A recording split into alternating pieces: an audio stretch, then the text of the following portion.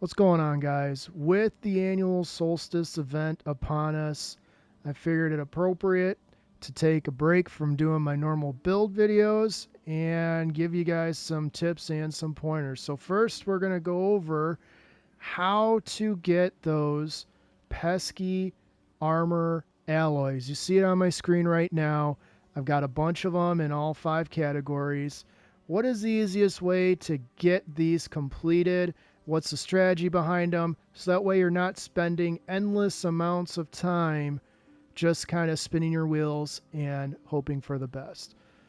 So before I get into it, if you do find anything helpful with this video, please like and subscribe. I'm going to be doing the next step on this as well. And then obviously, more build videos are going to be coming on the way. If you've enjoyed any of my content previously, I'm going to be thorough with it. And I obviously appreciate all of your support. So without further ado, let's get on into it. First things first. I know it doesn't specifically say it in those quests, but you do not have to complete any of the daily bounty quests that Eva can give you in Bonfire Bash. Now, in past events, yes, you did sometimes have to go into the actual seasonal event to get bounties completed, but you absolutely do not have to.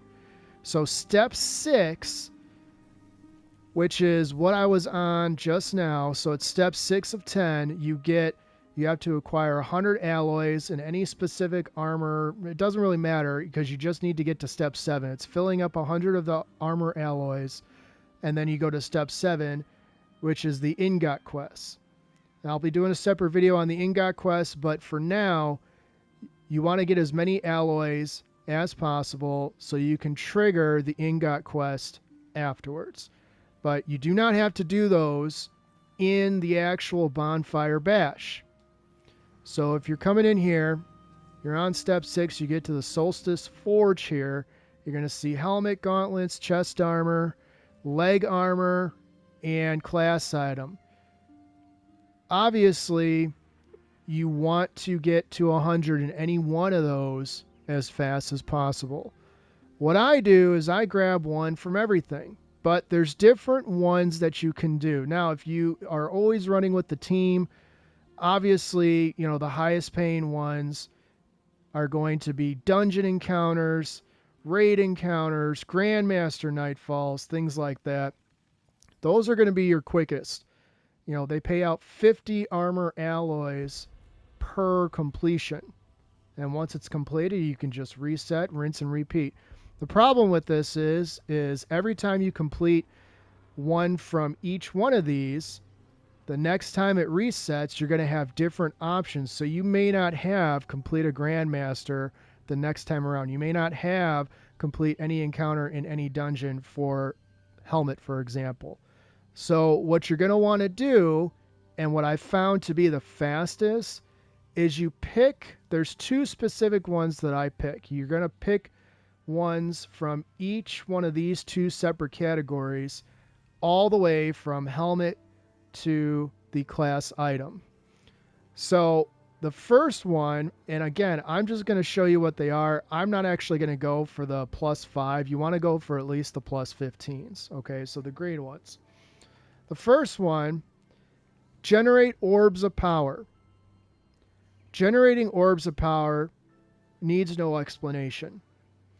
Under that command, you'll see equipping an arc or prismatic subclass grants additional progress. It's not going to matter if it's arc. If you are running prismatic, you can complete this just as fast as if you were running an arc class. So what you want to do when you can, you'll have options equipping a void or prismatic, equipping a strand or prismatic, or like this one, equipping arc and prismatic grants additional progress. If you're running prismatic, it covers all of it, so you don't have to worry. Generating orbs of power is extremely easy. The second one of the ones I'll start with ones that I would say don't, unless you've got a killer build. If you're running prismatic, I wouldn't even worry about doing defeat targets with or affected by void subclass abilities. That takes forever to do unless you are running strictly void. So stay away from void subclass abilities, strand subclass abilities, because then you're just going to be waiting for, your threadlings or your devour or, your arc soul or whatever from that specific subclass. If you're running prismatic and you're just trying to generate orbs of power, you can do that so fast. The next one, if you don't have orbs of power, but you want to get something out of that, out of the run that you're going to be doing, defeating combatants, with elemental damage. Arc ability final blows grant more progress. That's this one right here.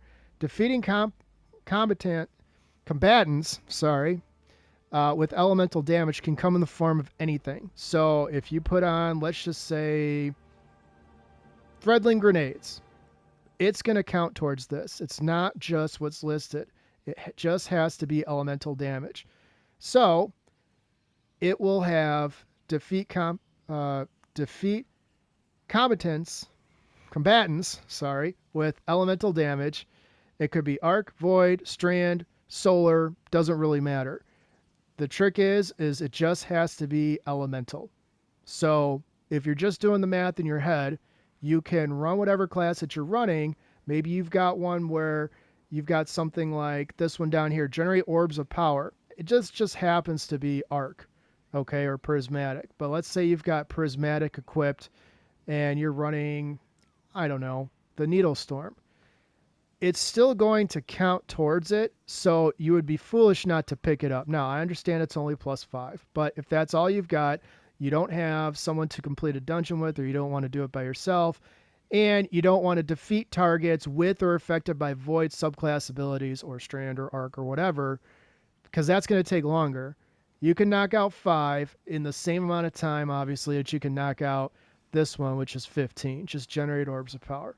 But you're going to want one of those 2 through all 5. So just taking a quick peek at what I've got as options. You also have the option to reset. So if you've got silver leaves populated, which you can easily get those by just running basic Vanguard strikes, or you can do the seasonal activity, which again does get kind of repetitive because it's the same map as it was last year. You can run whatever strike you like, go into that specific planet, pick the strike, run it as many times as you want. You're going to get silver leaves for it. I tested it last night. You get anywhere from like 2 to 5 per run. So Lake of Shadows, if you can complete that in 10 minutes, you get 5 every 10 minutes. It adds up pretty quick. So just for what I've got, arc or elemental damage, final blows. I can pick that. Nice. Then I can pick generates orbs of powers. Doesn't matter. I'm running prismatic, so who cares? Then I've got, okay, I don't want this one. Subclass abilities. I want the elemental damage one, so I'm going to pick that one up. And then here we go. Elemental damage. I got another one. This one is, so here you go. Strand subclass abilities. And then here we go. Another one. Generate orbs of power. Arc or prismatic. It doesn't matter. You're running prismatic, so you're going to accomplish this. And just based on that, you're going to get 15. But you're going to get 15 another one. The reason why you pick up all of them at one time is once you complete those daily bounties and you go to reset, you're not going to know what's coming next. For all you know, each one of these 3 options may just only grant you 5 alloy. But in another class or another armor spot, you might get 2 15s or 1 5, 1 15, and 150. I don't know. Or 2 5s and 2 50s options. It's all random. So if you are constantly adding alloys to each armor, then eventually whatever one is going to give you the best is going to win out. And your goal is to get past, again, your goal is not to necessarily focus on one. Your goal is to get out of step 6 into step 7, which is the ingot quest.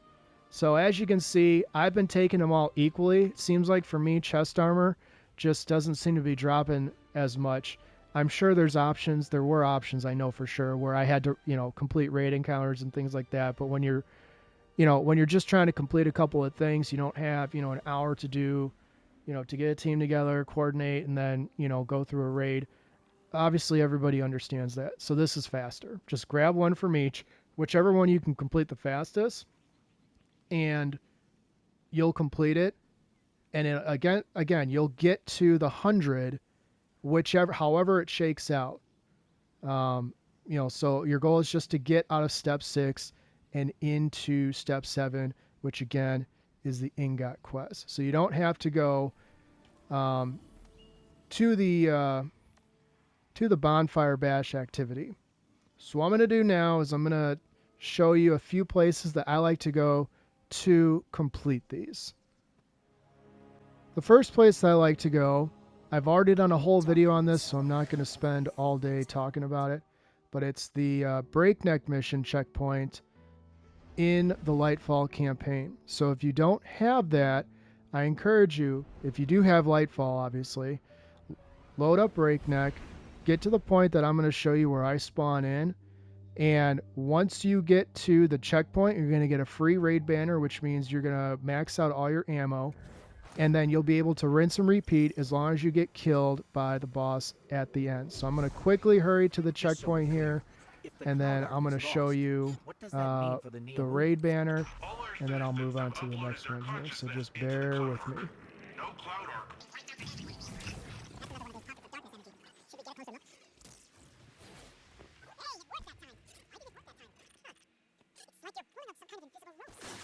So this is where you get the checkpoint. You place your rally banner down. As long as you trigger the account, or the encounter, sorry. As long as you trigger the encounter, you're going to have the checkpoint. What you don't want to do is get to the little mini boss here at the end here. You do not want to kill the mini boss. So let the mini boss, the chicken, kill you, and then you will restart at, or you could just do what I'm going to do right now. Throw a rocket into the ground, and you're going to restart right at the checkpoint. So no matter what you're running, if you like running special ammo or you want to have some fun with these, it's all good. So you can see this is where I start. A quick check on the, again, I only went through a little bit, but you can see generate orbs of power, arc ability, final blows, or elemental damage, and orbs of power. So even though I just used graviton for that quick 15 seconds, I already got progress to all of these. So obviously you can equip the specific weapons or actually switch to the specific subclass. You get that rally banner, and then you can unload to complete these as fast as possible and rinse and repeat. So you can complete 5 of these in essentially 10 minutes.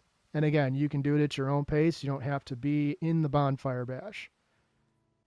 The next place that I like to go, if you have the DLC for this, is going to the first encounter of Grasp of Avarice. Grasp of Avarice is perfect for farming catalysts, farming weapons kills, leveling up weapons. Before Lightfall came out, when we had the Witch Queen and all the crafting was going on, you didn't have Breakneck to level up your weapons, so you had to get creative. Checkpoint bots were not super popular back then. I'm not even sure if they were available back then, to be honest with you. They probably were. I just recently started using them. But right here, there's going to be an endless supply of enemies spawning from the caves here. So it's a great place. Farm your kills, throw your abilities down. The only thing that does kind of stink is you don't get the rally banner, which is why I think Breakneck is better. But this is a great place. If you don't have Lightfall unlocked, you can come here. This is I believe this is the Forsaken DLC. If you have the Forsaken DLC, you should be able to access this. Next place that I recommend going, if you don't want to go those other two or you don't have the DLC, is the Altars of Sorrow. This event is pretty much always active 24/7. You can load in here at Sorrow's Harbor, and then as soon as you get within range of the actual event going on, you can trigger the event for yourself, and it's just wave after wave after wave of enemies that comes at you. You can do your build testing here, but you can also accomplish all of these bounties that I have accomplished or taken on. You can accomplish those. Again, 10-15 minutes to take care of 5 versus going through a bonfire bash, which gets repetitive and boring. You know, I like to rotate places where I complete bounties. I mean, unless I'm really on a mission, then I'll go to the spot that works for me the best. But, so you see right here, I'm going to join. And basically, you know, it is what it is. You get your weapon kills, you get your orbs of power, whatever you have selected. This is an excellent place because it's just, you know, enemy after enemy just spawning endlessly out of it. And you can see I joined the public event. So that's all it takes, and then you just follow the masses, follow where the enemies are going, and just take care of business to get your orbs of power. The last places that I would go to if I wanted to complete these quests is if I don't have any of the DLC, then obviously the straightforward answer is go into the Vanguard playlist. Okay, Vanguard playlist, obviously you know the rotations through it.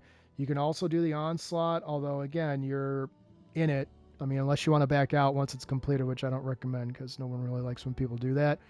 But you can go run Vanguard strikes to complete your, your pinnacle rewards. You can run the Onslaught playlist, or the other option in the EDZ, you can come around. There's pretty much always going to be an event going on.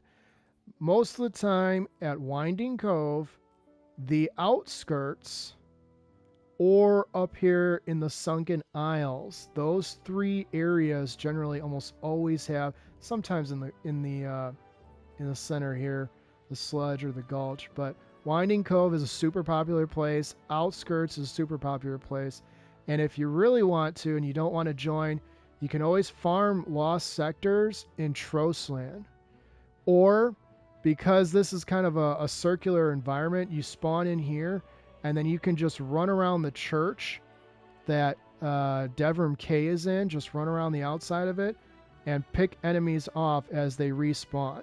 So you're always moving, you're not staying in one place. It's not really, I mean, it's repetitive, but it gets the job done.